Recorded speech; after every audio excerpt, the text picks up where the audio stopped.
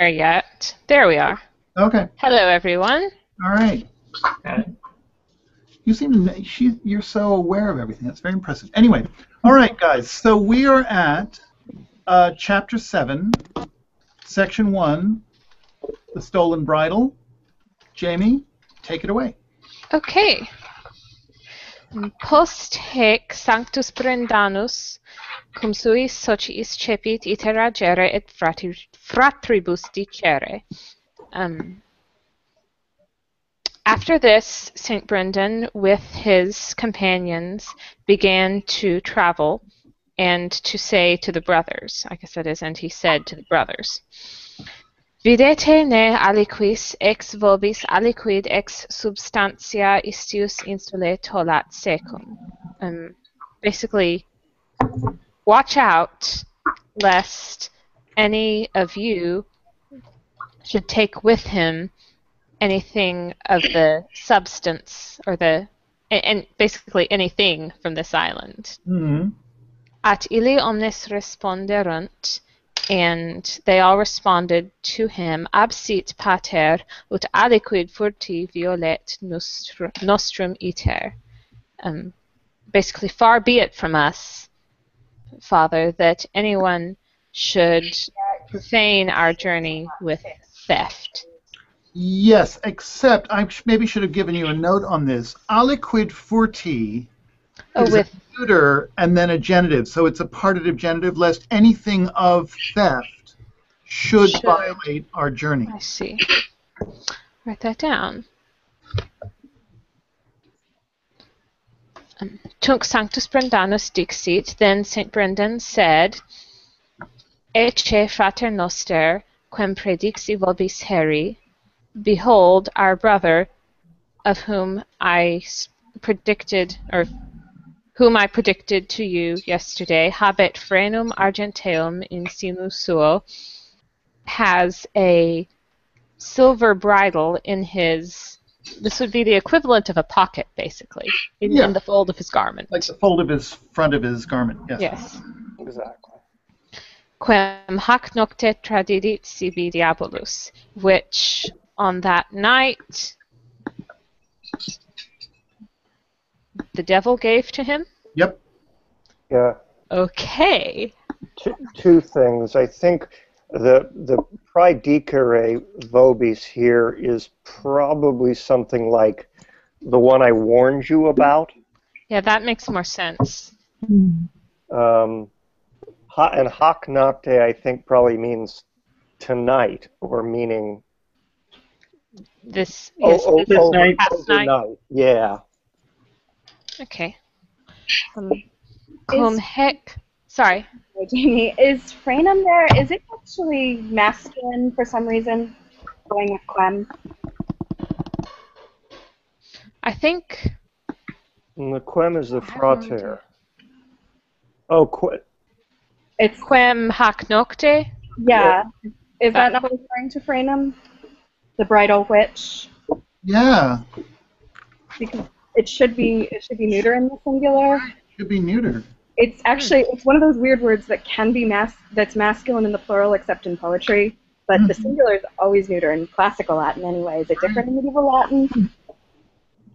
Is it that the devil whom the devil handed himself over to himself, meaning quem is frater again and not frenum? Oh. Well, doesn't it depend on whether frenum can be neuter? I mean, clearly, I would want it to be the antecedent to be frenum. Yeah, me too. Right. But so I think the question is whether it can be that in medieval Latin. If it can be in classical Latin, I'm sure the answer is it can be in medieval Latin. Well, like not in the singular. But not in the singular. Oh, in the singular. Yeah. Let me look at a dictionary and see if I can find it. But let's put it this way: wouldn't surprise me. Mm-hmm. Yeah, because then I was like, well, does it refer to the brother? And it just didn't make any sense. Because we do have to remember, by this time, Latin was probably not our author's cradle tongue, right? According to my Niemeyer, Franus equals Franum. Ah. All right. There we have it.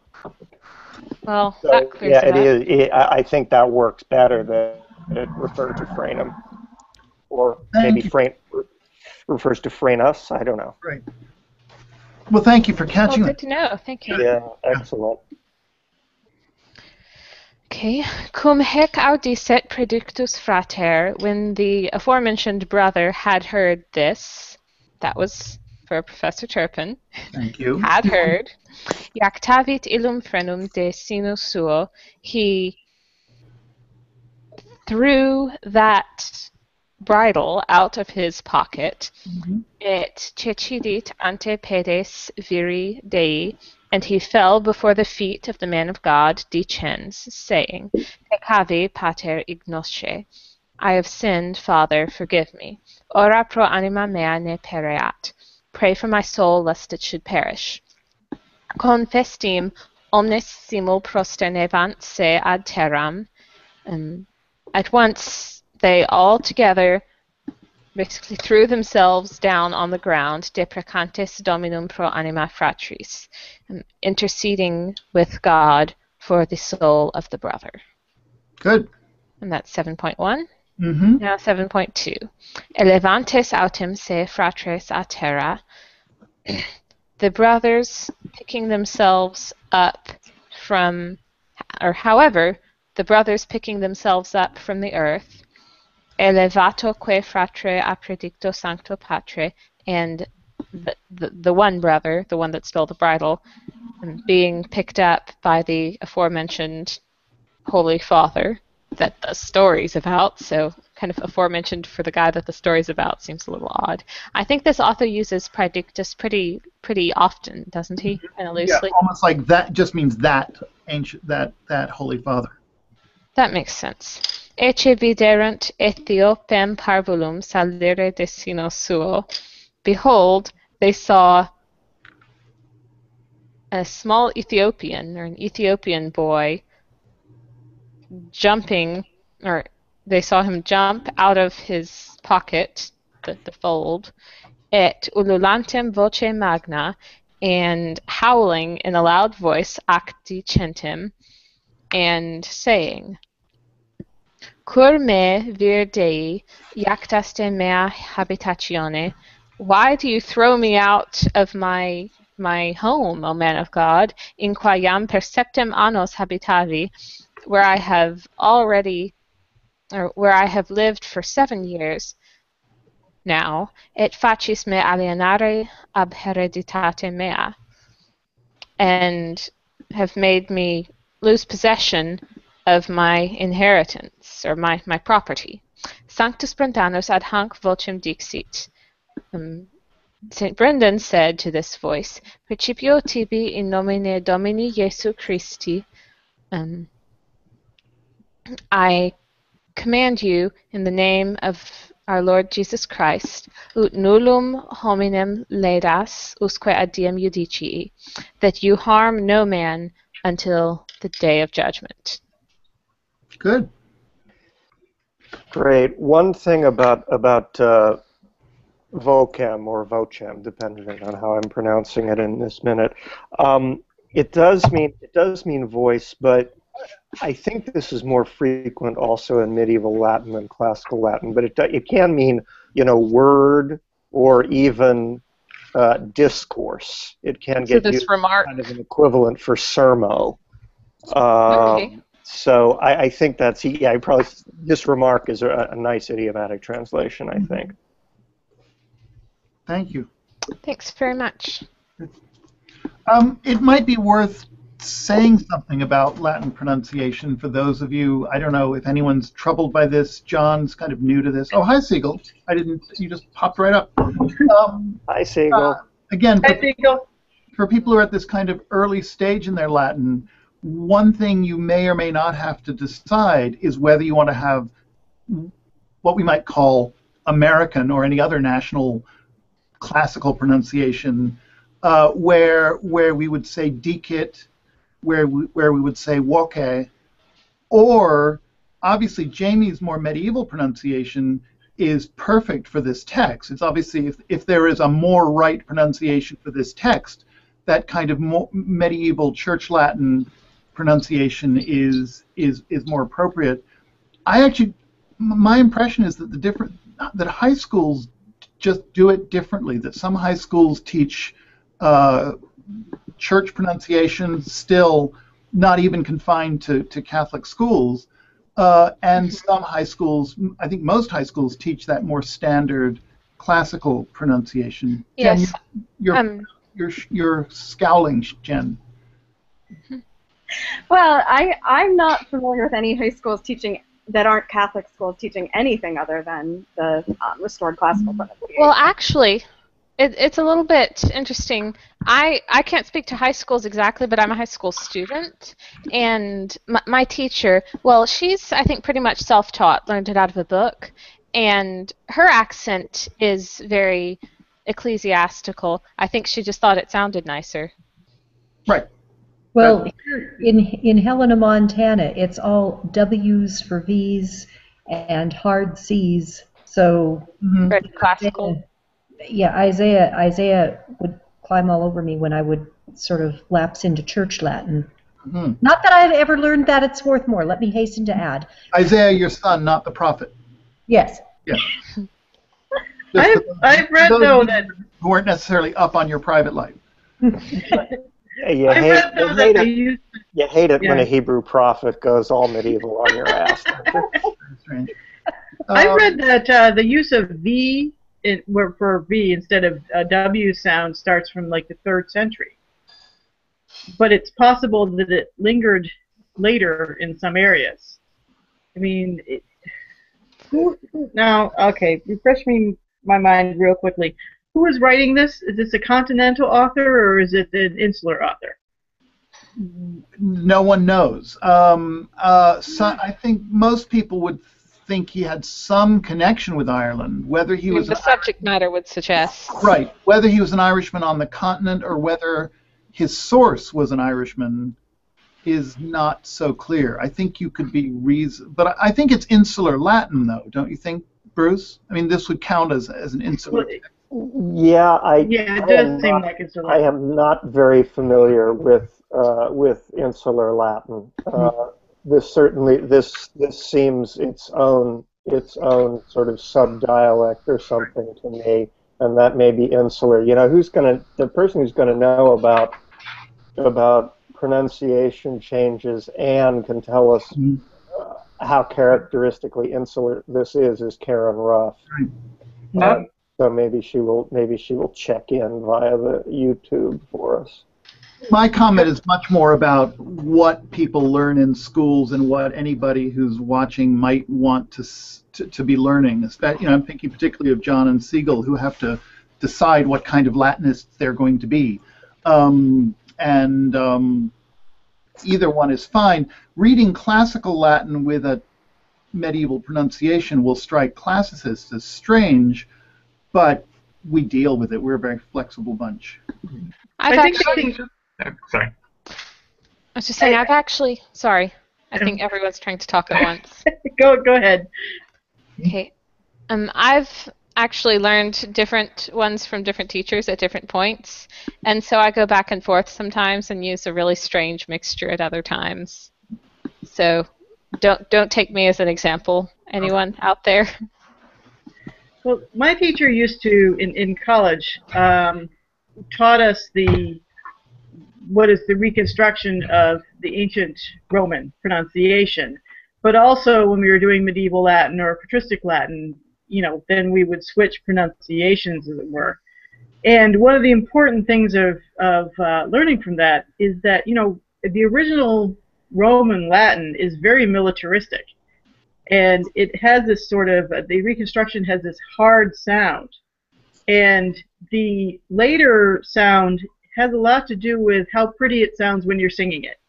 Yes, it's very singable. Rather than understanding it. Mm-hmm. And so I think that, and the reason why I was asking, whether this was an insular author or whether it was a continental author was because how this person actually pronounced his Latin might well have an awful lot to do with what his native tongue was. if his native tongue was was what was turning into a Romance language, involved with whatever the vernacular was. Say, I mean, if you look at Catalan, then you have a lot softer sounds than you do from, say, Castilian or from French, later become French. And, you know, like Barcelona rather than Barcelona. Mm. And so, you know, Irish and Brythonic and whatever the Picts were speaking are radically different languages than the Romance languages. And so this person could have had a really strange accent. Sure. Yeah, it's unlikely to be like any of ours in reality, but which is why it's all fairly academic. But all right, good. Should we ready to move on? Yes, I finished my section. Okay, Lisa, we're at 7.3. Yeah, I actually, before I started, can I just ask for a little context around this small Ethiopian boy? Is this a frequent occurrence in this type of thing? The devil is frequently, well, I'm not frequently, on a number of important occasions in Christian Latin is depicted as an Ethiopian. In the Acts of Saint Perpetua, for example, she fights an Ethiopian.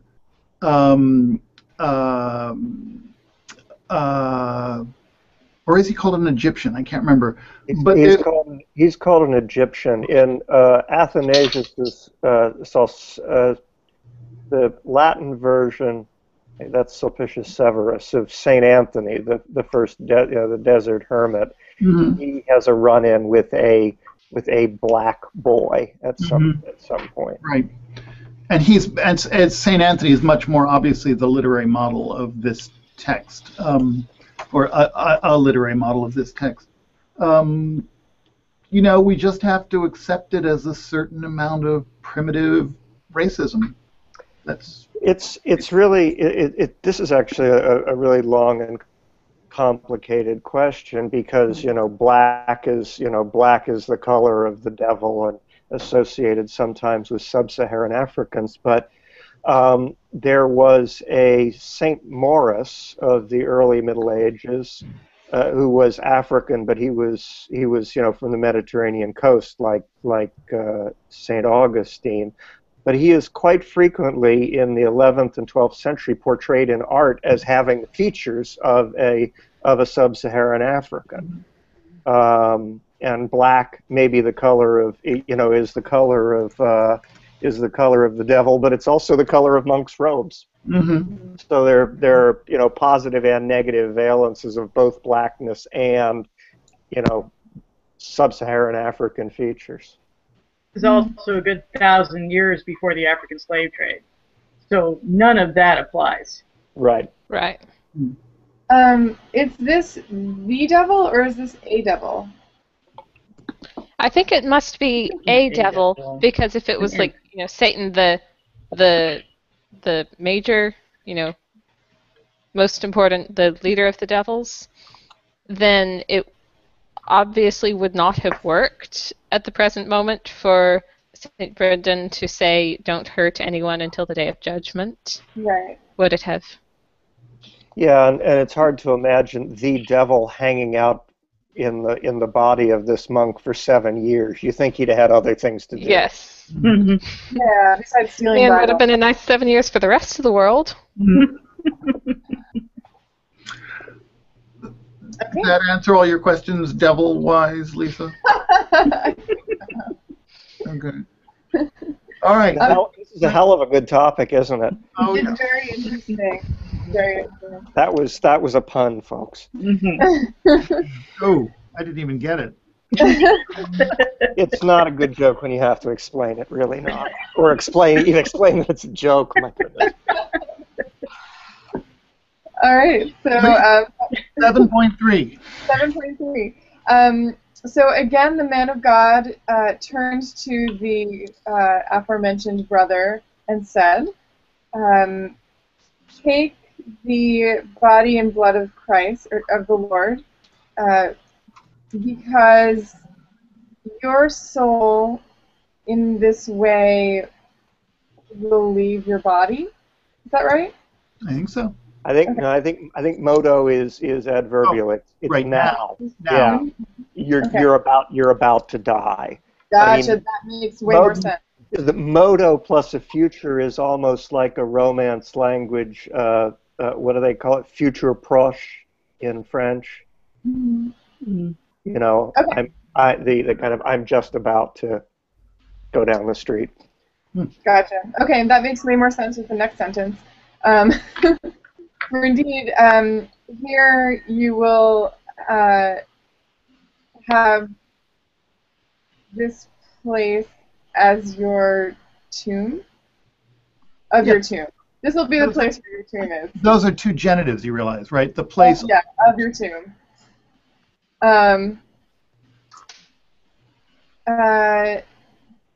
Behold your brother who came with you from our monastery has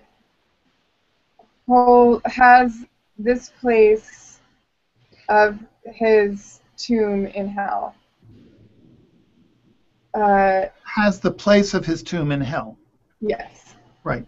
And everyone, there's a quotation mark that I left off there. So there should be closed quotes after that. Uh-huh. Okay? Great. And so, having accepted the Eucharist, the soul of the brother left his body and was taken up by angels of light while his brothers were watching. Good. So wait, now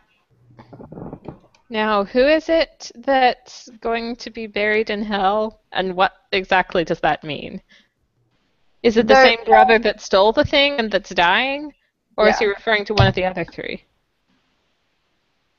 I think he sort of switches audiences there. He says to the brother, and then I think what I'm guessing is when he starts in En frater tuus, he's no longer speaking to the brother but to the group. Okay, so in what sense is he going to be buried in hell, since his soul was just carried off by angels of light? It's a different brother who's going to be buried in hell. See, that's what I was asking. I thought it was... I thought it was the devil. It's kind of paralleling the scene outside the monastery a couple of sections ago, where he addresses one saying, "This man has done a good work," and then the other two are preparing a terrible, are incurring a terrible fate. Right. Well, I think it is true that these are the three extra monks, right? And they're going to have different fates, and one of them, I think, ends up in hell. Okay, but not this one, not the bridal one. Not the bridal one, but it's this. So I think. Okay. So the bridal one is dying, and he says to the others, and your brother is going to be in hell. But doesn't he have to still only be talking to one person because it's to us and take them? Yes. I I think talking to the brother who's dying. Yeah. So he's saying he's saying to brother one, the bridal snatcher, you're toast. And but he's taking communion, right? These are last rites, isn't that right, Bruce? Yes. And so this brother, the bridal thief, is in relatively good shape, fate-wise, whereas his brother, who we have one of the other extra monks, one of the other other extra monks, is really in trouble because he's going to rot in hell. But nobody knows why yet. No, we don't know why yet. Because this is this whole, and again, one of the features of the medieval holy man I learned from the reading is that they know lots of things in advance. Okay. So he's got this predictive power. So the brother who stole the bridle is not going to hell, even though I think he's going outcome of exorcism and communion is death. Say that again. Well, I mean, it struck me as sort of harsh that having gone through essentially an exorcism and taken communion, he dies on the spot. But he gets to go to heaven. Hopefully. Yes, his soul is carried up by angels of light. Right. I think that indicates grace. Well, Yeah. Lucifer is an angel of light. the light-bearing one. Can disguise himself as an angel of light. But I think our author would probably have made it clear if this was devils. And I don't think St. Brendan would have been fooled. Right. Right. So in other words, the necklace stealer is going to heaven. Like the thief on the cross. Right, and we see him going to heaven. Yeah. Do we know that we're told that the thief on the cross will go to heaven, right? Yes. We And don't see it happen. Yeah. We just, With me in Right. paradise. right, No, we're told this night you will be with me in paradise. I think it's the line. right, and that's all. But we don't see it. Whereas here we see right. it. No. Okay, but it is important to realize that this bridal thief has the happy ending Right. in a kind of weird way. He does repent. He gets this weird, Mm-hmm. racistly depicted devil thrown out. He takes communion, and note that since taking communion improperly, taking communion without respect for what it is very much a sin. And if Brendan knew that this man was not going to be in a state of grace, he would not advise him to take communion at all, Right. because that would be eating and drinking condemnation to oneself. Well, at this time, monastic, especially in monastic places, confession, I believe, is still public. It's not. You don't have private confession yet. Maybe. Okay, well, this was public, right? Mhm. It was very public. Yeah, Right, it's made publicly to the other monks. right. Mhm. Okay. Have anyone got any theological thoughts or grammatical ones? Onward to chapter 8, Lisa. We got one more sentence in 7. Oh, I'm sorry. I'm sorry, I interrupted you. Oh, no, that's okay. This was all relevant. Okay. So, go ahead, Bruce. Go ahead. Finish the. Sorry. Excuse me. Okay. However, his body was carried. Was buried in that place Mm-hmm. by that sacred father. Right. Aodem in the same place. Mm-hmm. So his soul got carried away by angels. His body stayed there. Right. Bruce, were you going to say something? Yeah, Karen has made a few remarks. First of all, says if you're interested in these questions, there's a book called Vox Latina, or maybe that's Vox Latina. Mm-hmm. She says that there's evidence that Anglo-Saxons, Irish, and Continentals actually were not, their Latin was not mutually intelligible, and that Saint Wilfrid, who's one of the northern English saints, used a translator at the papal court because he knew Latin, but apparently the Romans were making fun of the way he pronounced it. Which doesn't seem very churchly, but There's a shocker. That's never stopped them. Here's Vox Latina, in case anyone can. You well, read it backwards, right? no, we see it forwards. Oh, you on our do? screens it shows up forwards. Backwards. I wonder why. Anyway, it's W. Sidney Allen Vox Latina or Vox Latina, the pronunciation of classical Latin. As it's classical, it should probably be Vox. Right. Or wokes with a long O. I have to say, these are 130 pages I have never read. It is a good book. It's the thing you would read for that. Right. And it's pretty I, clear. I'll get to it. Okay, Lisa, do you want to keep going? At Sure. chapter 8. Yes. Therefore, the brothers came with St. Brendan to the shore of that same island where their ship was. Mm-hmm.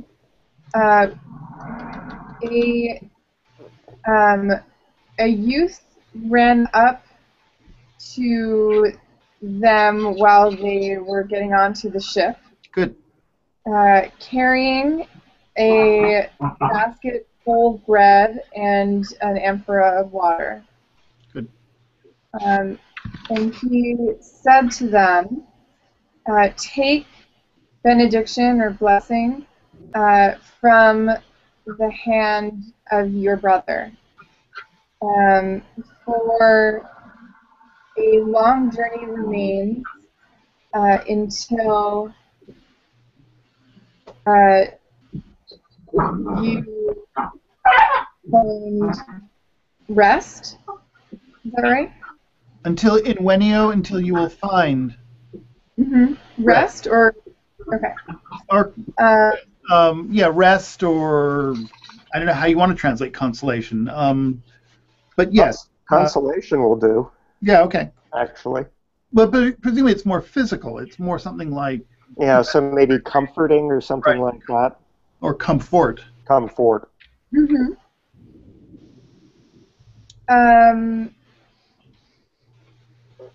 However, you won't lack, or it will not be missing from you, bread nor water.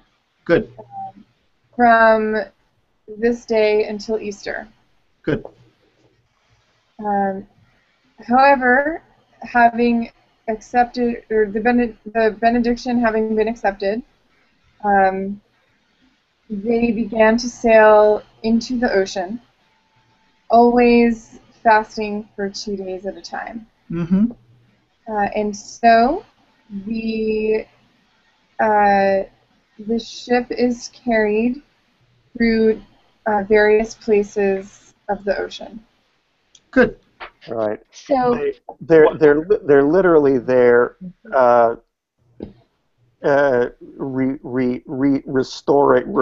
restoring themselves every 2 days. It doesn't say they fast literally doesn't say they fast every 2 days, but they eat every 2 days. Oh, okay. I mean, same meaning.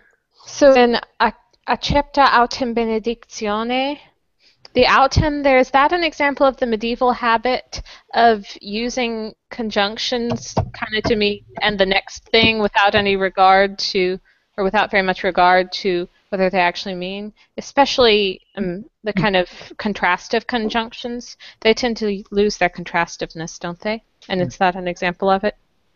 I think so, exactly right. Because we had a bunch of that in the Gesta, didn't we? Right. Yes.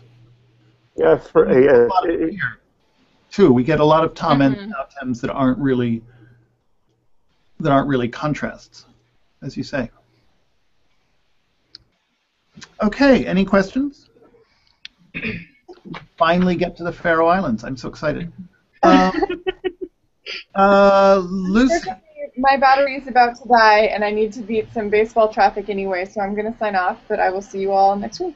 Okay. Bye. Thanks, Lisa. Bye. Bye. Take care. Baseball traffic? Okay. Right. Okay. So Lucy, sorry, before you start, we're at chapter 9, section 1. The Island of Sheep. Take it away, yes. Okay. I start off on a particular day. Is that just one day? They saw an island not far from them. When they began to sail toward it, there came up a sort of assisting or propitiating wind to their aid. This sort of last bit, I had trouble actually settling on something I felt comfortable with. So I've got it so that they would not have been would not have needed to labour more than. Yeah. So essentially, it's reflecting the sentence that came up earlier on that they need to do nothing more than just kind of hold the sails in order to sustain their course. Right. But. Well, isn't this? I don't think it's holding the sails. They didn't have to. Well, they're not in this case, but they were in the previous example that this is kind of mirroring. But here they didn't have to do any more work than they had the strength for. Oh, okay. Oh, yeah. So they were kind of totally in control. Yeah, so they would not have been needed to labour more than what the men were able to sustain, is what I've got. So it's more or less that. Not this is Vires. Yeah. Not the men, their strength. Oh, right, yeah. Remember, Okay, we've got weary is man, and wearis is strength. Right, gotcha. Plural. good. Okay. So when, and we're going with sort of mooring to meet for this detective sort of. So where are we? Right. So when the boat had moored in the port, the man of God instructed them all to exit from the boat. Mm-hmm. He himself came out after them. Yeah, and when they had begun to circle around this island, they saw huge quantities of water to flow from diverse or like various fountains filled with fishes. Good. Yeah. And he said, well, and are we going? So the out end here is that then. Yeah. And then Saint Brendan said to his brothers, "Let us do this divine work. Let us sacrifice an immaculate host to God. Yeah, immaculate, immaculate sacrificial animal to God. For today is the feast of our Lord." And here they stayed until the sacred Sabbath at Easter. Yes. Yeah. Okay. And Bruce, do you want to talk about the hostia? Yeah, I strongly suspect that this is hostia, meaning ecclesiastical host. So I think what they're doing is we're offering the immaculate host to God. That is to say, they're having mass. Hostia, in this sense, I find as early as about 600 A.D. So it's gonna. I think it was probably in fairly frequent use by the time this text got written down, whenever that was. Thank you. And as someone who studied church history from a Protestant point of view, one of the major Protestant complaints against the Catholics was describing Eucharist as a sacrifice. Protestants don't care for that description. So that was common terminology earlier to describe the Mass as sacrifice to God. Right. Okay.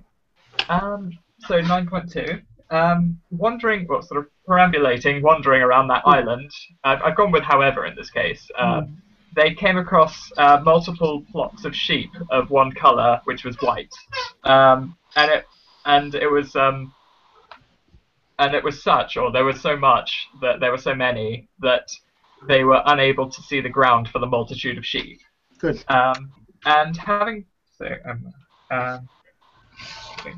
And having called together his brothers, or with his brothers having been called together, the Saint Brendan said to them, take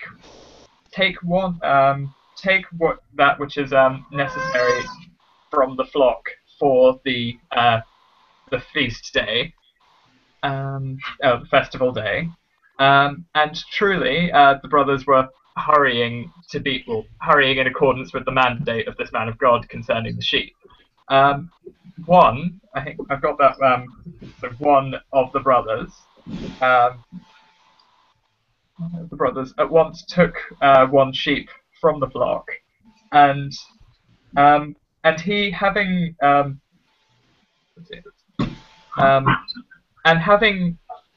it having been tied by the horns, followed. Oh, sorry. Sorry, Lucy. Before you go on, there's no reason to make that passive. Oh no. So yeah, and he tied it by the horns. They had tied. Oh, they had tied. Oh yeah, when they had tied it by the horns, they were followed. So Secrebassor is deponent, isn't it? So it's like it followed him as if it was the kind of domestic animal of he who was holding the reins or the rope in his hand, until all the way until the place where stood the man of God. Good. Right. And again, the man of God said to one from the brothers, take the unblemished lamb from the flock, and he hurried and did this as if it had been imposed onto himself. Yes, not as he if. had imposed it onto himself. As As it had been imposed onto him. Good. Okay, and right. So, are there any questions? There was way back in 9:2, that sentence, the third sentence, third line down, fratres vero festinabant secundum mandatum viri Dei ad gregem. I think ad gregem. So with regard to the flock, they went about this business. But well, I think it just goes to the flock. They hurried to the flock. To the flock, according to the instruction of the man of God. I could put commas around that to make it clearer.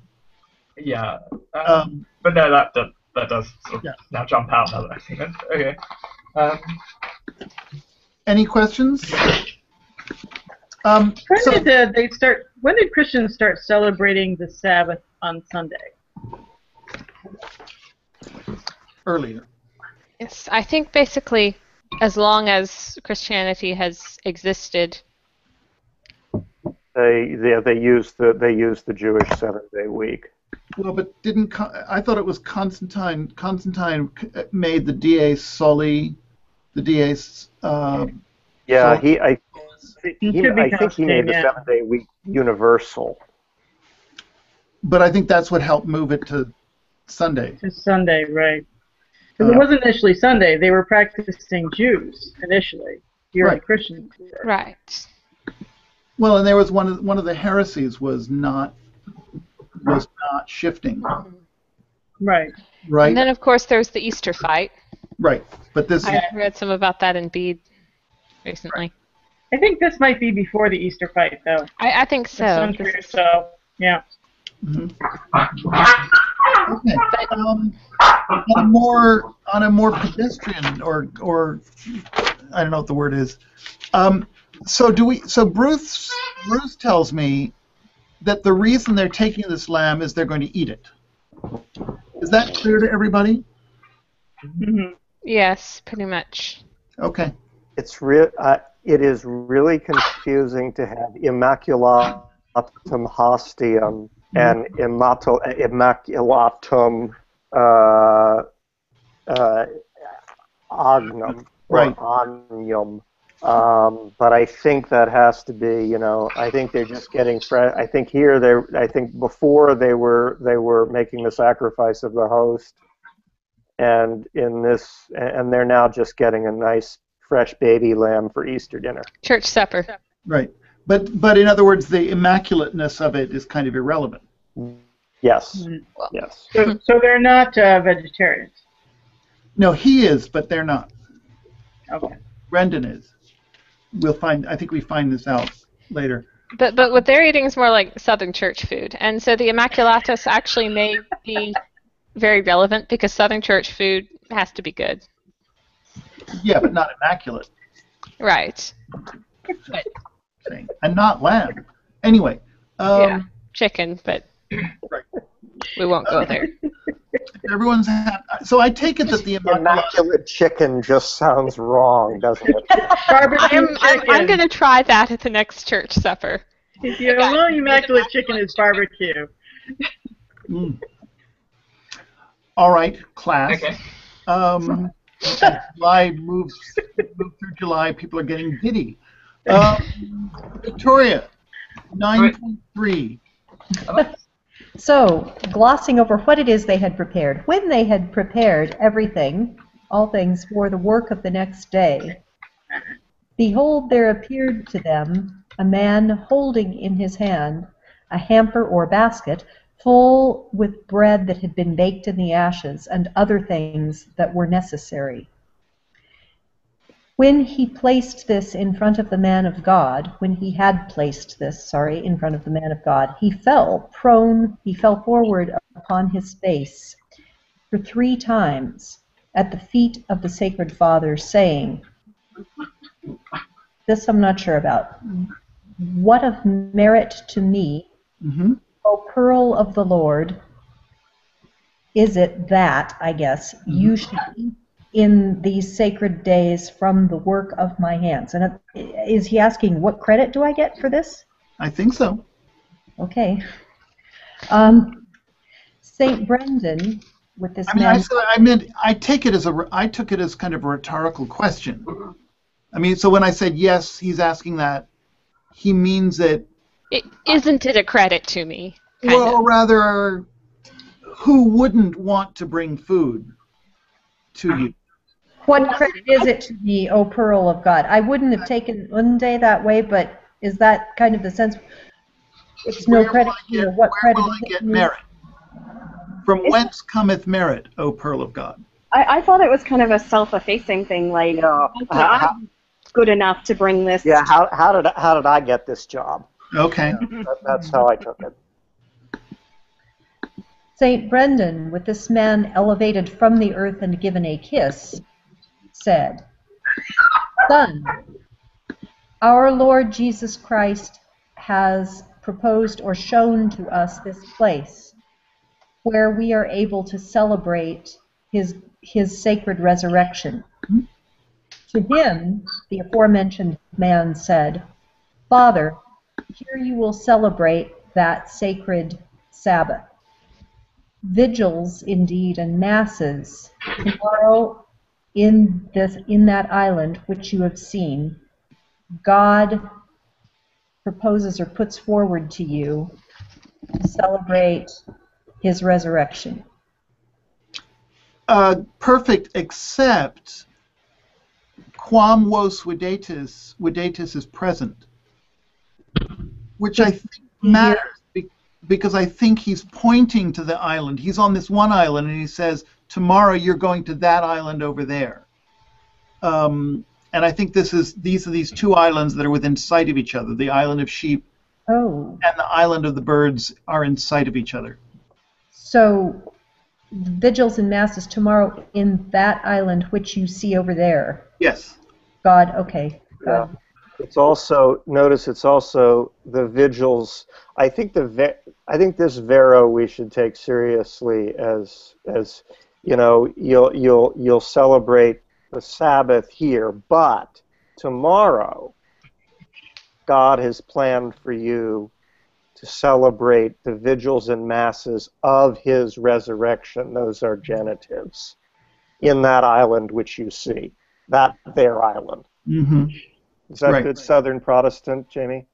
Yep. Their island with the immaculate chicken on it?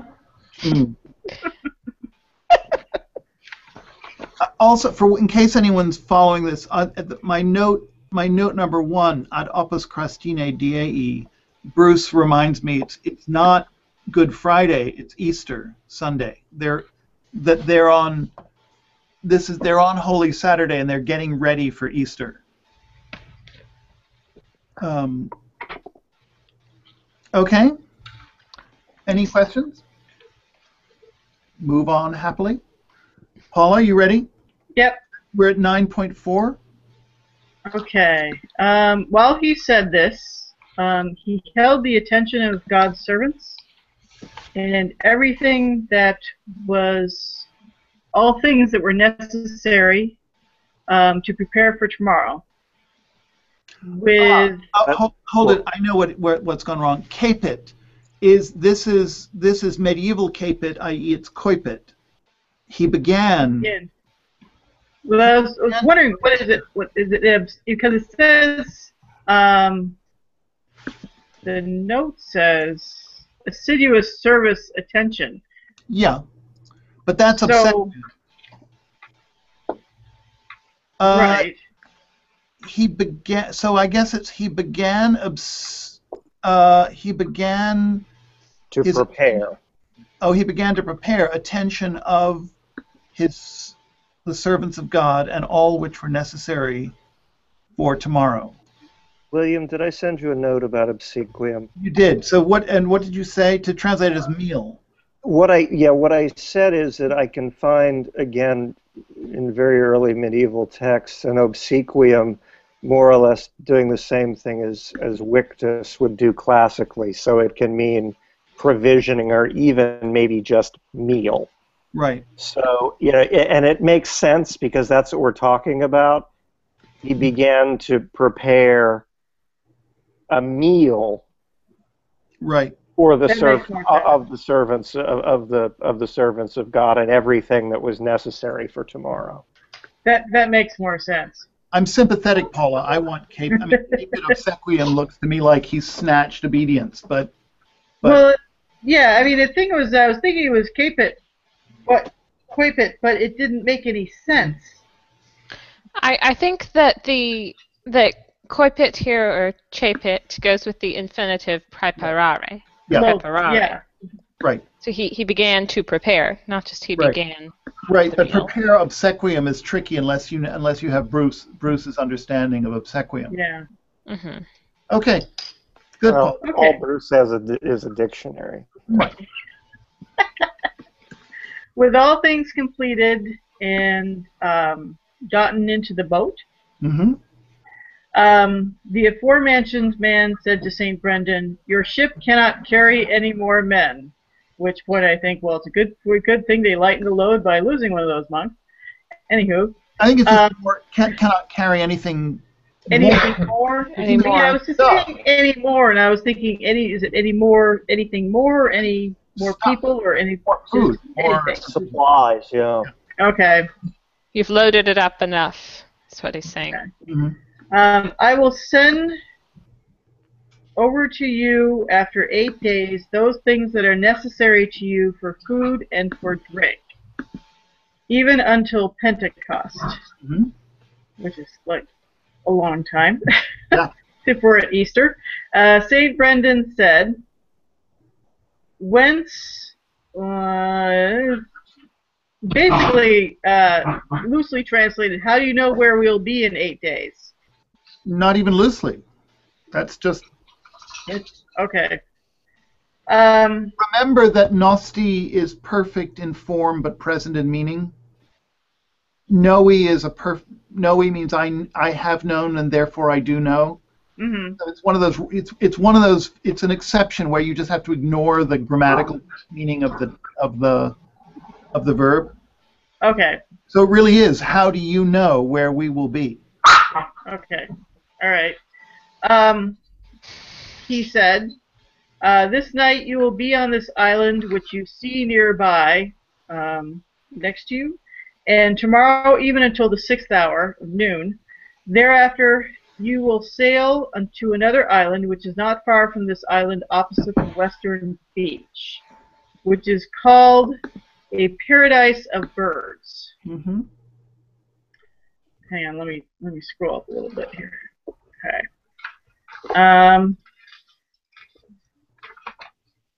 I think that. Sorry, what? I think that plagum is again Western zone or Western region, rather than beach. We've seen this word before. What? Western shore, maybe? Well, so I think it just means sailing west. Right. Western expanse, almost the western direction. Okay. But didn't we have this discussion last week where we were talking about whether contra was really toward or against? Oh, that's true. It just seems if you have the two islands next to each other, shore might make more sense. That was what I was thinking. But plagum doesn't really mean shore.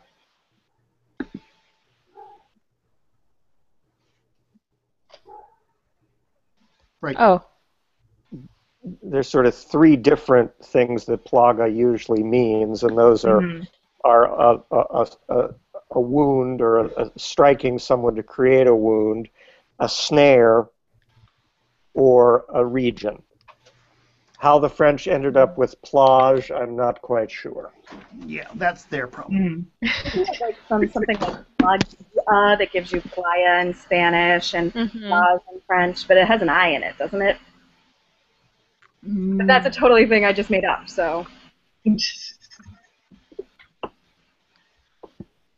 I think so. Contra can mean in classical Latin towards with the accusative. Definitely, I've seen Against that. the direction of. Okay. Right. Okay. So it really isn't a problem, right? Contra plagam in that direction. Okay. I realize I see why Paul is tempted to want there to be a shore because we're talking about going to islands and landing, but I just don't. I think he's just saying that island over there in the west. Okay. Now I have to correct myself here. Starting again with Pope Gregory the Great, you get plaga, often spelled plagia, to mean beach. Mm-hmm. Does mean that. That's a post classical. So yes. Aha! I knew I had seen that medieval Latin somewhere. But I don't think it means that here. I still think it means. I still don't. Yeah. No, I can see what you mean. It's just that they're talking about these two islands that are nearby each other. So I'm just kind of wondering, are we really just striking out into the open ocean, or are we going over to another island? The second thing. Okay. All right. Okay, so let's see. Thereafter, you will sail to another island, which is not far from this. And there you will remain until the octave of Pentecost, which, according to the note, is 7 days after Pentecost. Mm-hmm. I guess we're talking about 1 Pentecost, 2 Pentecost, 3 Pentecost, 4 Pentecost, and this is 8 Pentecost. Saint Brendan also asked him how the sheep could be so large, just as we're seen there. They were even bigger than cows. Of that he said, no one collects milk from sheep on this island, nor does winter afflict them. But in pasture always do they abide day and night, and for that reason they are bigger here than in your country. Mm-hmm. Okay, this one, the perfecti sunt, I had a little difficulty with. I think it was. Yeah, I know the qua. I understand the qua part, but proficiscor. It's a definite. Profectus. No, proficiscor. It's deponent. So profectus just means they set out. Okay, so they set out in their boat and began to sail, given the blessing in return. Yeah, with that they were given a blessing or giving a blessing. Data seems to indicate given. Well, wikissa means in turn, one after the other. So I think they're giving blessings to each other. Okay. Presumably, the guy on the island is blessing the monks, and the monks are blessing him. But isn't data? Wouldn't that be passive? It is passive. Blessing. Okay. Blessing having been given. This is an ablative absolute, I think. Ablative absolute, right? Okay, so blessing given in return, in each in turn, or in return. Right. Okay. Good. Any questions? Are you all happy to know that Pharaoh means island of sheep, or islands of sheep? Okay. Now things get very exciting. This is perhaps the single most famous incident in the whole text. There are lots of illustrations of it you can find. If you Google Brendan illustrations, you'll find illustrations of Jasconius. John. William, are there any whales in that video you sent? There are, but they're not nearly as big. Hmm. But there are whales, and they make the point that yes, it's all. I'm looking forward to looking at that after our. It's less difficult than translating Latin. It also makes you realize that people are crazy. Well, of course, the fact that we're all on here translating Latin for anyone in the world to come and see, sometimes by sight. But we're not in a teeny tiny boat made out of ox hides off the coast of Greenland. They get caught in an ice pack, and they hit up. I don't want to tell you, but I mean it's just in black robes. Why? No, these are the modern adventurers. But why are you doing this? Don't the Coast Guard just say oh God, another bunch of lunatics, let them drown? That's better for the people? I mean, it makes no sense to me that people do this. But anyway, it They makes wish. yeah. Well, Jamie, the answer may be that we may be making fools of ourselves, but not corpses. Exactly. Anyway, John. Reasons to be a scholar. Your turn to make us to do whatever it is you're going to do. Chapter 10, point 1. Okay. But when they had come to the other island, that ship began to stand until they had been able to hold its harbor. Saint Brendan ordered the brothers to go out down from the ship into the sea, or down from the ship in the sea. Mm-hmm. And so they did. Get up. And they held the ship from each part with ropes, Mm-hmm. continuously until they had come to port. Good. But that island was full of rocks, without any grass. Woods were rare there, and on the shore of the island there was no sand. Moreover, Poro is moreover, is that right? Mm-hmm. Yep. Moreover, I was a little confused by this. The Virgiliis Fratribus, the Virgil brothers? No, the Vigilies. Oh, Vigilies. Oh, right. okay. And invigiles, right? So it's an ablative absolute with pernoctantibus fratribus, right? With yeah. brothers spending the night. Okay. With brothers spending the night in prayer. Mm-hmm. On the forest, on the gates. Forey's just outside. Oh, outside. Outside the boat. Okay. Spending the night in prayers and in vigils. Oh, okay, and in vigils. Okay. The man of God was sitting within the ship. Good. For he knew what kind of an island that was, but did not want to indicate it to the men, lest they be terrified. Yes, the narrative logic of this kind of escapes me. Like, why didn't he indicate that to them that wasn't a good place to build a fire? But I don't know. That was really nasty of him. That would be too smart. Right. On a more serious note, I'm suddenly blanking in the first line 1.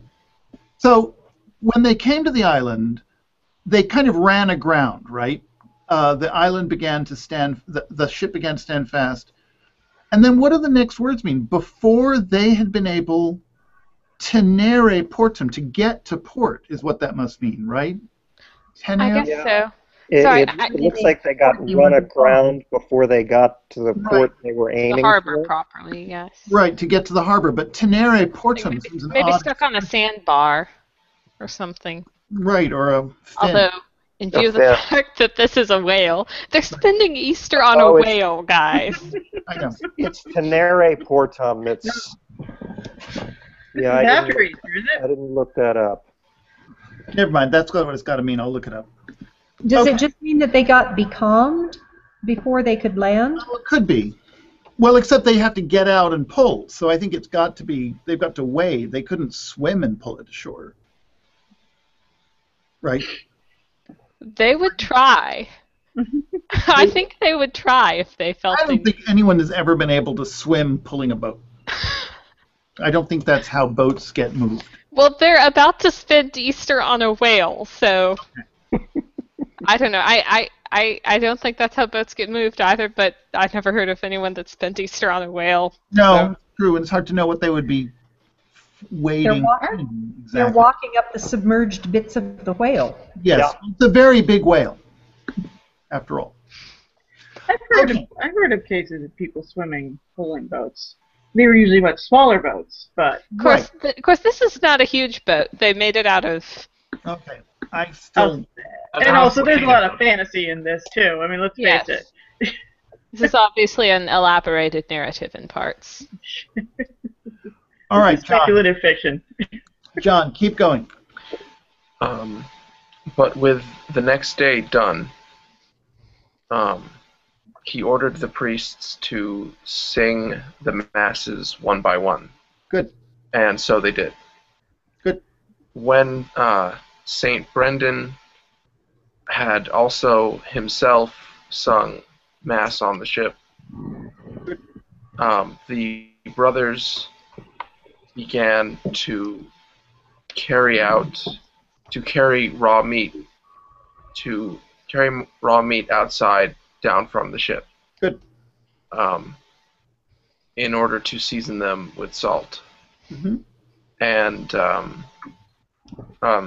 yet also the fish whom with themselves they carried down from the other island.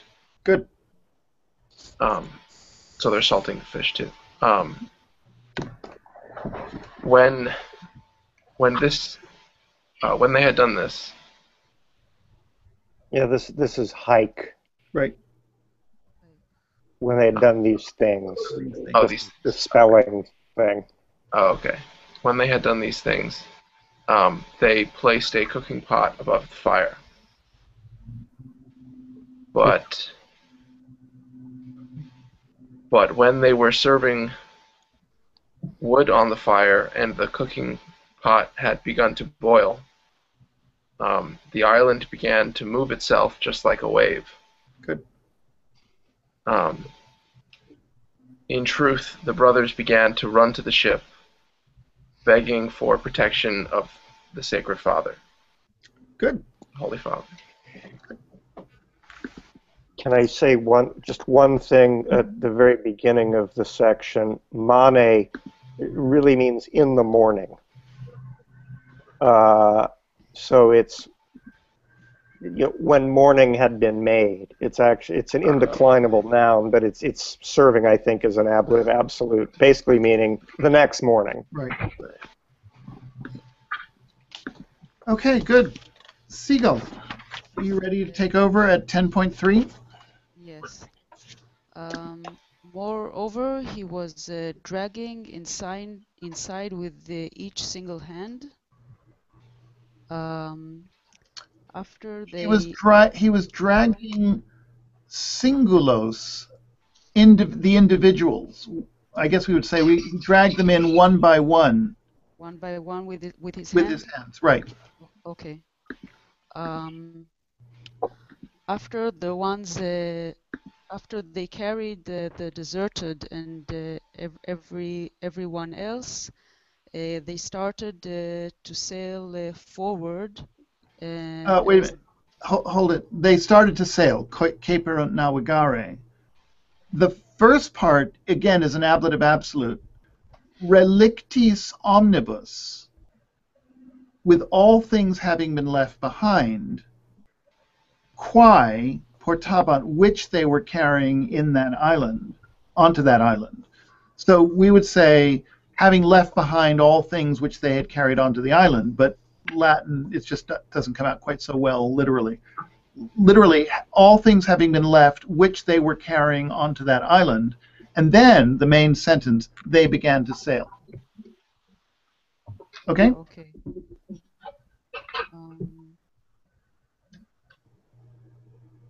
They began to sail forward as the island was presented in the ocean. However, a glowing fire... Wait a minute, wait. So there's a period after Nawagare, right? So next, right, poro just means and another thing.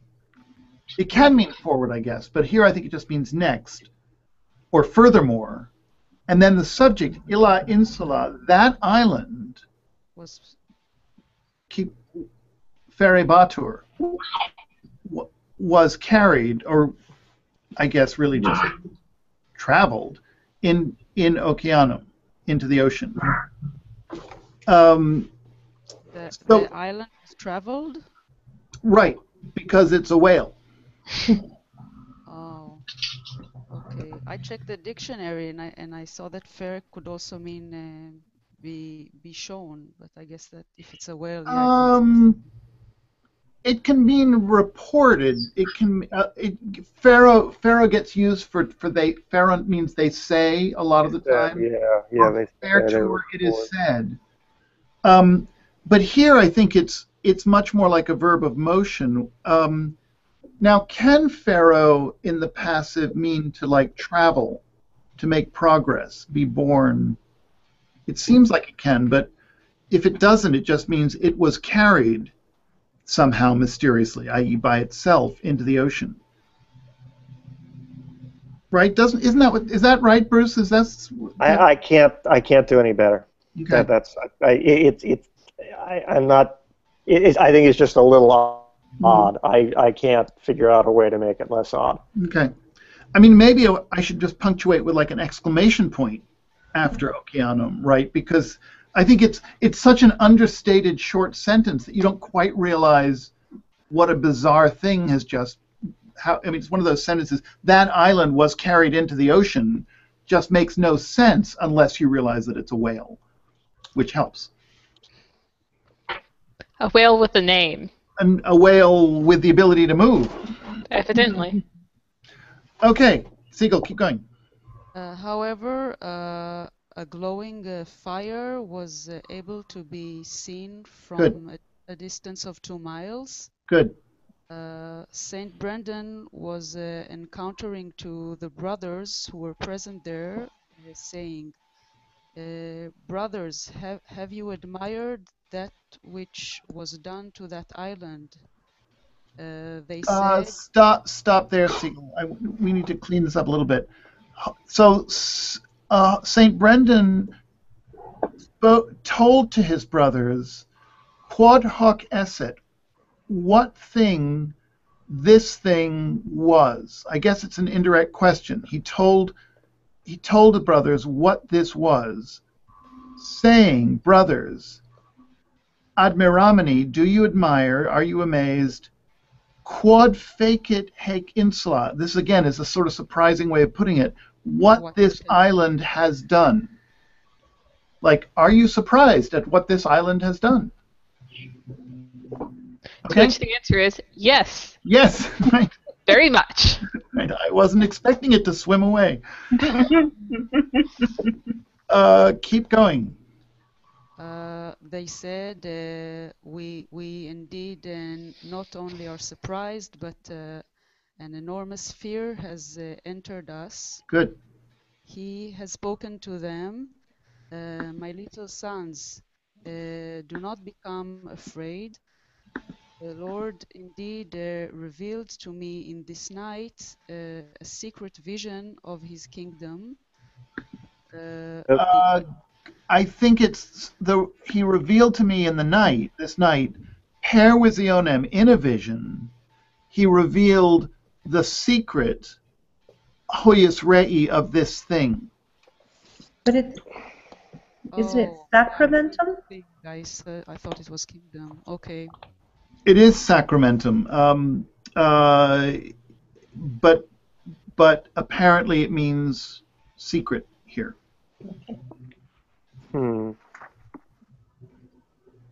Which kind of makes sense. I mean, you would think of a secret oath, like, for a secret society, right? That kind of thing, or the ancient mystery cults, that kind of thing. Yeah.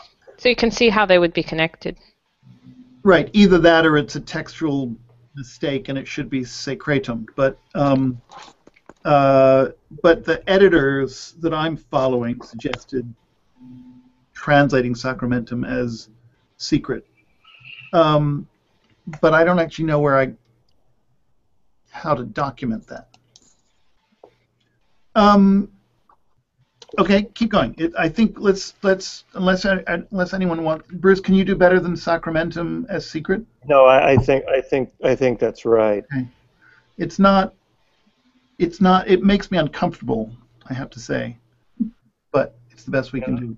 Niermeyer has it as actually the first meaning of that. Oh, okay. That makes me feel better. Okay, Siegel, keep going. The island is not where we have been, but the fish prior to the entire swim in the ocean? Right. It's not an island where we were, but a fish. A fish. And now the omnium natantium is one of those, again, those kind of loaded participles. I don't have a better way of describing it. A fish that was prior or bigger or ahead of, but I think here bigger than all the swimming things in the ocean, all the things that swim in the ocean. Right, so it's natantium, genitive plural of natantes, which is the present participle of nato, to swim. So it's creatures. Right, of all the swimmers in the sea. Okay. This is a fish prior, ahead of all the swimmers in the sea. Okay. Mm-hmm. He always wishes to have hold of his tail in order to catch it. Mm-hmm. Or quairo can just mean seek, right? It can mean wish, but it can just mean it's seeking always. Okay. To join its tail. Mm-hmm. But unable to due to its length. Right. So it's always trying to join its head its tail to its head, but it's not able to because of its length. Good. That reminds me, for some reason, of this creature in a Dr. Seuss book that I remember quite distinctly. It made a great impression on me when I was little. It was so long that it would bite itself in the tail at night, and the pain wouldn't reach its head until the morning, so it could set itself as an alarm clock. And great night for sleeping. Well, it's also the worm Ouroboros.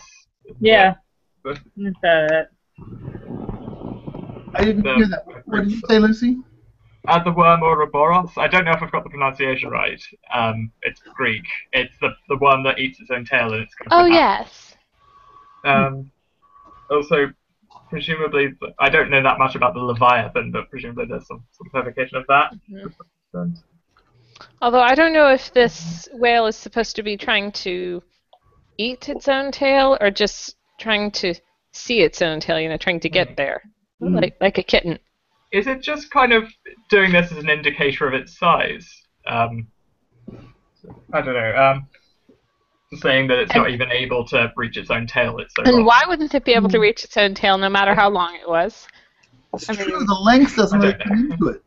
Well, its backbone can't curve that much because it's so long. Yeah, but that's more comment on its non-bendiness of its backbone, not its length. Well, when Alice fell down the rabbit hole and first became really large, she was going to send her right foot Christmas gifts because it was so far away she couldn't see it now. Alice's right foot hearthrug near the fender. Okay. This is where all the children's literature comes in. It's Brendan's fault. Can I? Bruce. No, Siegel, please finish. He who has the name of Jasconius. Yes. Everyone happy with the whale? Yeah, the whale is wonderful. I love the whale. I have one suggestion for that third sentence where we were looking at Ferre Batur. Mm-hmm. I looked it up, and one of the common meanings is to carry away or to sweep away. So next, the island was swept away into the ocean, something like that. Okay, thank you. I think that works. All right, good. There's much to be said about the whale. I think the trouble, of course, there are allusions to Leviathan, there are allusions to Jonah, but it's important to remember this is actually, I think, a good whale.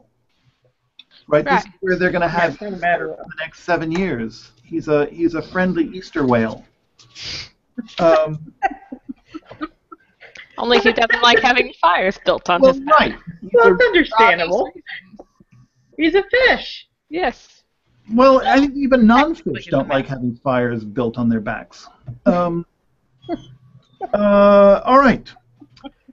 So we're at chapter 11, 11.1? Yep. Mm-hmm.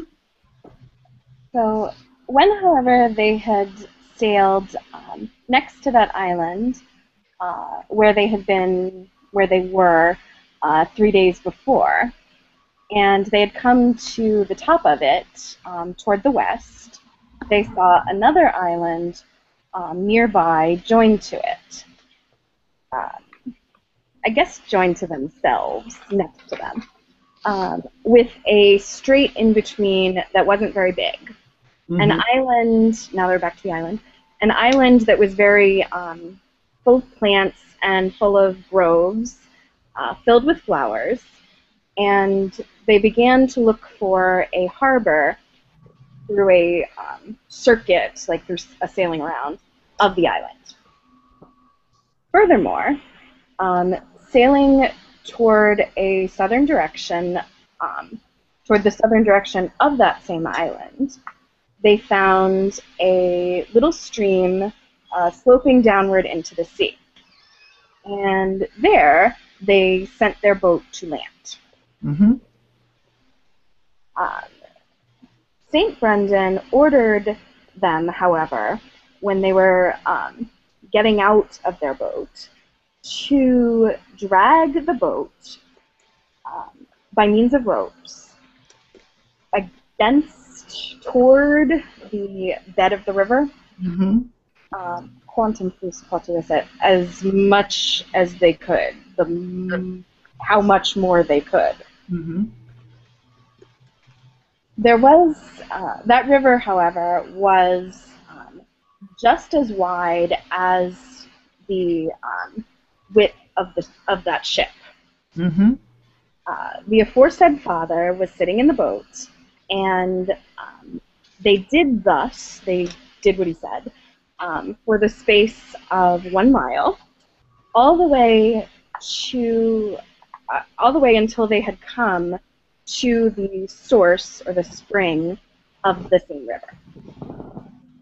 St. Brendan said, "Look, our Lord Jesus Christ has given to us a place to stay on his holy resurrection." And he added, if we hadn't had the other losses, excepto isto fonte, but this spring had still been received, it would be enough, I think, that spring would be enough for us for food and drink. Perfect. Except I should have given you a note maybe on dispendia. Doesn't that just mean food? Yeah, the other provisions. Okay, because I looked it up, and I was, and I was like, because that was what I thought it meant first. Mm-hmm. And then when I looked it up, I couldn't find that meaning in Lewis and Short, so. Yeah, but I think, yeah, if we didn't have any food except this. No, because that was what I wanted to do originally, was to do it that way, and then when I went to actually look them up, dispendium only came up meaning law. So. Yeah, I can't remember. Have we had? Is this the first time we've had that word? I feel like we've seen it before. I thought we had, which, and theoretically, that's why I didn't gloss it this time. But anyway, it doesn't. I think it's a medieval usage meaning provisions, which makes lots of sense. Sure, and then you can do the excepto isto fonte, except the spring, which was what I wanted to do, but. Right. Good. So if it makes anyone feel better or interested at all, because I find all of this discussion about where they're actually going both fascinating, and of course I despise myself for trying to be interested in these books that prove that that he ended up in Barbados or wherever.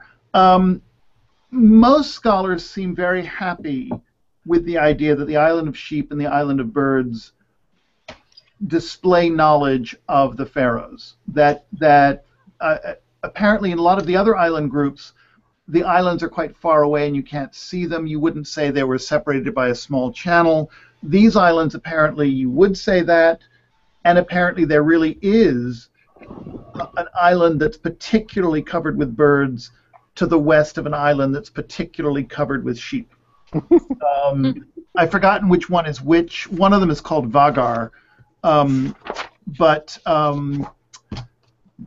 But in case anyone cares about that, I mean, I have to say it's hard not to be interested in what it is we know and what identifications we can make.